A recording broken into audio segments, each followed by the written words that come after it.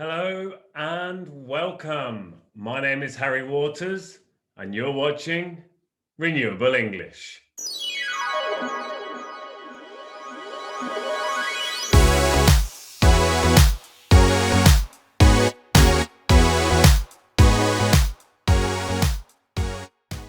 Today's lesson is called Our Oceans, and we're taking a closer look at plastics in the ocean. So let's get drastic on plastic. We're going to have all of the features we have, as always, in every lesson. We've got Unfun Facts, we've got an interview with an expert, we've got Ali's top tips, and then, of course, your video challenge. We've also got a couple of new features that I'd like to share with you. Just going to grab them up here. There is, of course, pause, which we always have. But there's also the difficulty level. Now, different activities are obviously different in difficulty. So I've made it more obvious to teachers, students, and anyone who's watching to see which activities and which questions are more difficult. So which are more suited to you. So what do you think? Should we get started? I think so. As always, we have our objectives. We want to raise awareness on plastic, raise plastic awareness, look for alternatives, think about how we can make a change, top tips on reducing plastic usage, and as always, we're going to make a planet promise. The first thing we always do is look at some of the vocabulary. Now, the difficulty for this, as you can see, is just a 1. So this one's a bit easier.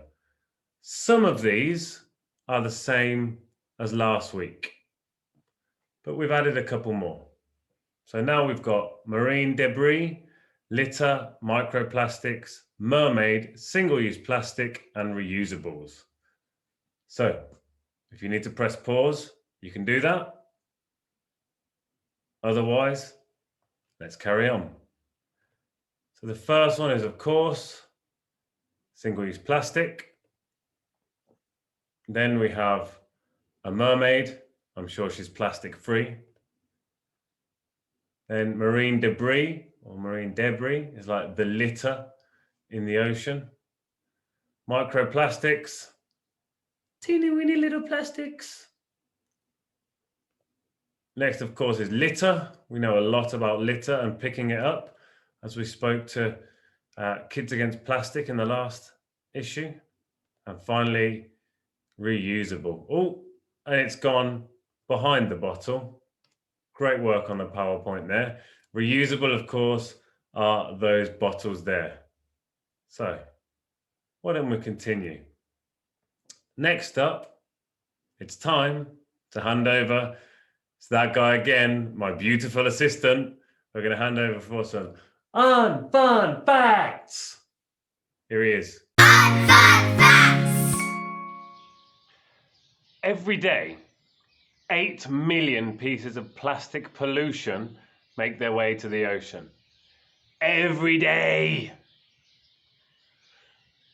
About 80% of that is plastic. 80% of marine debris is plastic. Now, plastic pollution kills a lot. It's responsible for around 100,000 marine mammals and turtles' deaths a year, and about 1 million seabirds. 1 million. If you're in the UK, you can find up to 5,000 pieces of litter for every 1 mile of the coastline. It's just ridiculous. Reading them, it blows my mind. Looking back at them, I think it blows my mind even more. So why don't we carry on and check out if we can remember what these unfun facts are about, and we'll do the true or false, as always. So, I'll let you read through these unfun facts. Have a look. If you need to press pause, go ahead. And in about 5 seconds, I'm going to switch over. We'll go through one by one.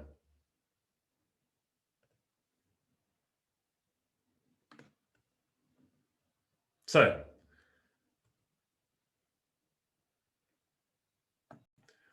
alrighty then, let's check this out.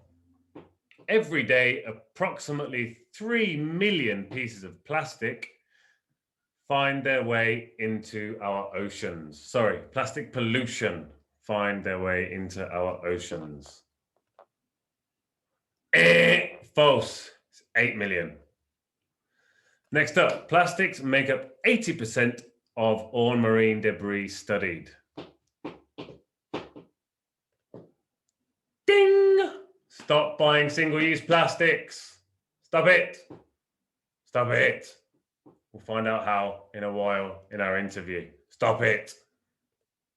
Number 3, plastic pollution kills over 100,000 marine mammals and turtles, over 1 million seabirds every year. Every year, 1 million birds, 1 million every year. Is that true or false? Bing! It's true. If we don't buy it, they won't make it. Around 2,000 items of marine plastic pollution have been found per kilometre of beach in the UK. Is that true or is that false? It's false. It's 5,000 and that's every mile. So that's a little bit more than a kilometre. Well, it's 609 metres longer. So how many of those unfun fact true or falses did you get right? Did you get them all? We've got a reading activity now. There are 2 different tasks depending on difficulty. So I'm going to share the screen. There are 5 spelling and word errors in the following text. Can you spot them? Yeah, there's one in the question as well. And the other activity is to match the synonyms below to the words in bold in the text. There's an extra word.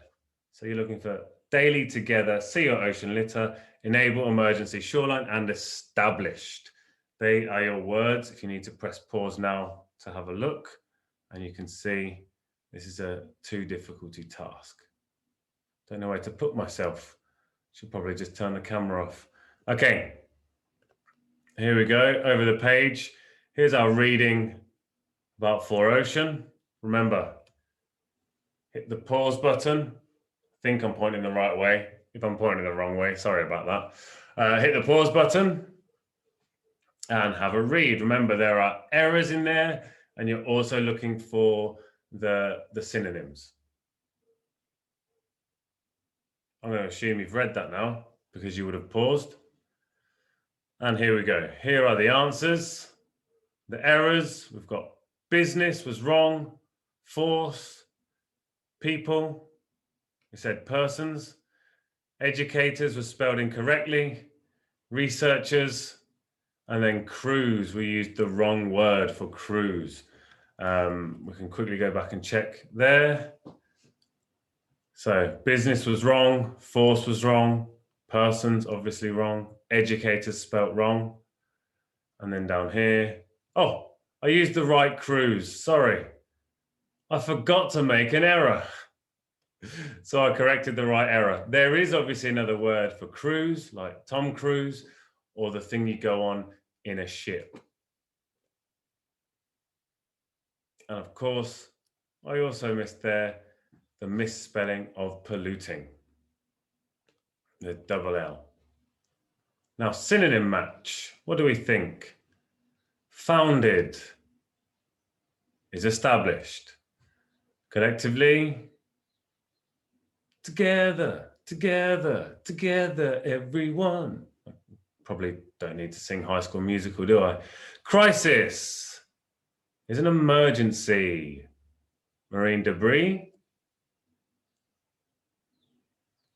is, of course, sea or ocean litter. Coastlines, shoreline, and to empower is to enable. There's an extra task there, if you'd like to use it. Just below, write 3 sentences using one or more of the words above. You can write your answers in the comments. You can send an email to harry@renewableenglish.com. You can go onto our Facebook page if you like. Renewable English is the group. Or you can follow us on Insta and Twitter and write your answers there. Moving on.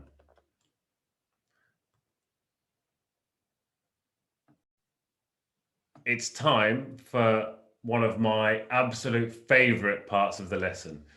It's interview time.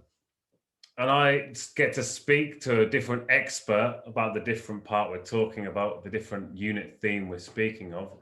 And as it's oceans and plastic, there's nobody better to speak to, in my opinion, than the plastic-free mermaid. Her name's Kate Nelson. She lives in Byron Bay in Australia. And she's here to talk to us about plastic waste. If you want to see the full interview, then have a look over at our YouTube page. And of course, give her a follow on Instagram. She comes up with loads of brilliant ideas all the time, telling us how, or letting us know how we can help reduce the use of plastic in ourselves and in others. Before we watch the interview, we'll look out for which questions we need to be listening for. What is Kate Nelson also known as? Obviously, you can see it's an easier question. Where does Kate live? So question 2, where does Kate live? 3, we need to avoid which 2 things when talking to people about reducing their plastics? What does Kate say is the hard part about not buying plastic? And a difficulty 3 here. In 50 words, describe why she decided to go plastic free. In about 50 words. You can do more than 50 words, you can do less. Aim for around 50. So without further ado, let's watch this interview. It's really good. We've got an incredibly special guest with us here today, all the way from Australia. It's Kate. She's the plastic-free mermaid. She's an activist, a free diver, an author. She's been free from plastics for over a decade. She's a role model. She's basically something we all want to be. So hi there, Kate. Thank you so much for joining us. Hello, thank you so much for having me. It's a real pleasure. So if it's okay, I'd like to ask you a few questions because as I said, you've been plastic free for over a decade. What was it that made you go plastic free? Well, I was volunteering with a nonprofit in California, this Ocean Future Society, started by Jean-Michel Cousteau. And I was working for a scientist who was studying microorganisms ingesting microplastics. And I was like, what does that mean? And she explained that plastic does not break down into the environment like a banana peel or some organic matter. She explained that plastic actually breaks up into tinier and tinier pieces until they're microscopic and we can't even see them. And that's when they start to wreak havoc on the food chain. So I was so shocked because I was using plastic on a daily basis, having no idea the pollution impact or the toxicity that plastic, it's very harmful to the environment as well as human health. And so I was just overwhelmed and I thought, man, of all the things affecting the planet, this is one thing that I can stop. Can you tell us some conventional and unconventional ways to reduce our plastic use? The hard part is in the moment when you want the banana, when you're hungry or you're thirsty and you want the water and you're like, I must drink water to survive. And you kind of start to justify in your head. The hard part is to catch that internal conversation where you're trying to justify this purchase and remember that it's in those moments where we rise above that like kind of basic urge to just satisfy our need.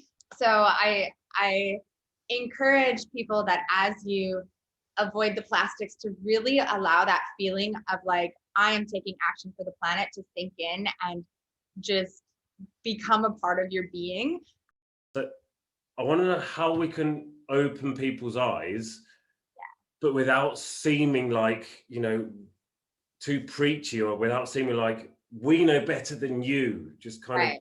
yeah. Without shaming and guilting. And so instead, if we can lead with solutions, if we can lead with inspiration, if we can lead by example with grace, and a bit of humor and cheekiness. That's why I'm a mermaid.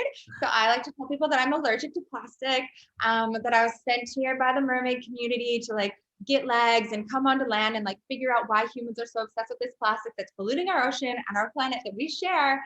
And so if we can be playful and fun, and if we can get someone laughing and smiling, and then they're already feeling good, and then we can talk about like, oh, it's so frustrating. Like, I don't know why people are handing out single-use plastic at this cafe. Like, it doesn't biodegrade. It's so irresponsible. Like, maybe we could bring our own cups, or in line at the cafe. Do you guys have a discount for people that bring their own cup? Like, did anybody else bring their cup? I'm getting that discount. And I will never shame anyone about their plastic use, because I'm still working on my carbon footprint. I'm still working on understanding the climate solutions. I'm still working on my diet. I'm still working on so many aspects of my life. And so who am I to point the finger? Like, I just want to inspire and share solutions and share laughter with people and have connection. So I want to say thank you, not only for coming on Renewable English, but thank you for everything you're doing, and the steps that you're taking and the things that you're doing to help our planet. I know it's been said 1,000 times, there is no planet B. Thank you, Harry, and thank you for what you're doing, educating, and for the opportunity to share my story. It's such a pleasure and an honor to be doing this work and to meet you and connect with all of your students. So well done. Thank you so much. Thank you very much. Bye-bye. Right then, shall we have a look at the answers? Also known as, what is Kate also known as? She's, of course, plastic-free mermaid. Not plastic, me? No, plastic-free.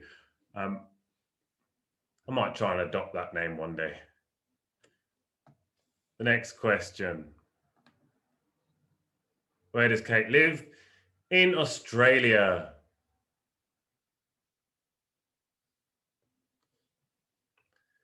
We need to avoid guilt and shame. So we need to stop pointing the finger at people saying, you're doing this wrong. She mentions in the full interview that you're pointing one finger forward and 3 back at yourself. So think about yourself first. Think about how you can help others. What does Kate say the hard part about buying plastic? About not buying plastic, sorry. So this is just my idea. She said the hard part about buying plastic is when you really want something and you try and justify your need.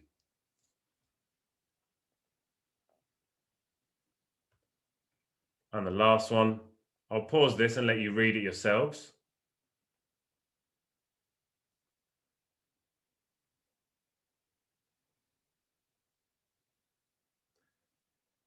And as you can see, there's another error in there for you to spot. Let's see if you can find it. Tell me what it is when you write your own one, or why not tell us on Insta if you spotted the error. As you know, at Renewable English, we do have our youngest member of Family Renewable. Her name's Ali, and here she is for her top tips. Have a watch.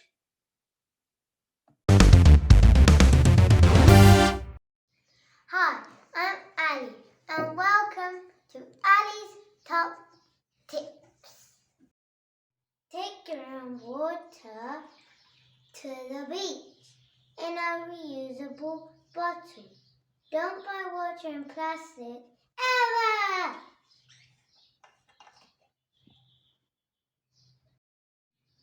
Support charities and organizations who fight against plastic. and clean up the ocean, like Kids Against Plastic and For Ocean. If you're a smoker, bin your butts. Don't bury them. When it's time to go home, the only thing you should leave at the beach are footprints and maybe a sandcastle. Thanks for watching. Bye! That is wonderful. Thank you very much, my dear. So what about you? What are your top tips?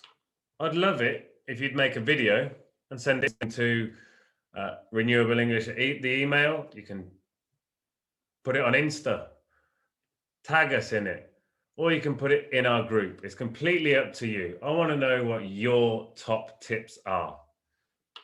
There's just one more thing to do today. I do it every class, and that is to make a planet promise. My planet promise.